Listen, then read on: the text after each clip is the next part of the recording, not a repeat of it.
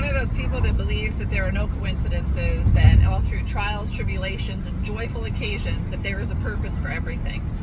And I was talking to a friend the other day about people and how God has trained me for certain people with animals. Now, if you're a pet lover, you know that there is a certain love connection that you have with them, and sometimes it's just easier to be around people than it is to be around animals. Well, let me tell you a story.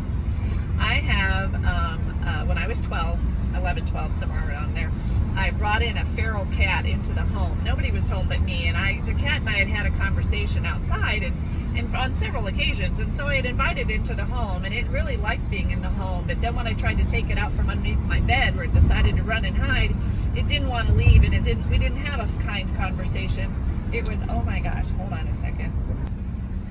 Okay, so always be alert while you're talking and driving. So anyway, where was I? So I'm trying to get the cat out from underneath the bed, and it didn't want to come out, and so I had to drag it, and it decided to let me know it didn't. And to this day, I still have a scar on my wrist from all those years ago. So I learned feral cats may not be so great. So fast forward, I'm now 24 years old.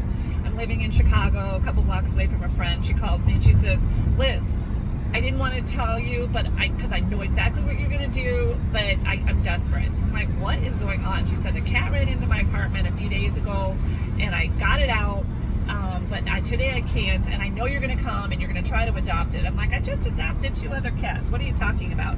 She goes, just come over and get it out of my apartment. I'm like, okay, cool. So I'm aware. I'm coming in prepared. I know what I'm dealing with. Sure enough, this cat is underneath her, I think in her closet. So I go to pick her up very carefully. I'm talking nice to her. The cat is so sweet and so friendly. She's just scared. She's probably 9 months old. She's not very old at all.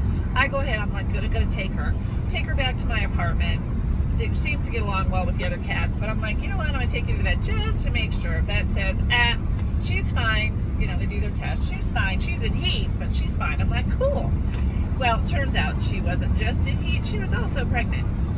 But in that time frame, before I knew that, she would come over to get some cuddles, and I'd be petting her and loving on her, and all of a sudden she'd freak out, and she would go ahead and scratch on my arm and bite me, and I'm like, and I would tear off after her. I lived in a studio apartment, 3 rooms, and I would chase her from room to room, screaming bloody murder at her. I was so mad.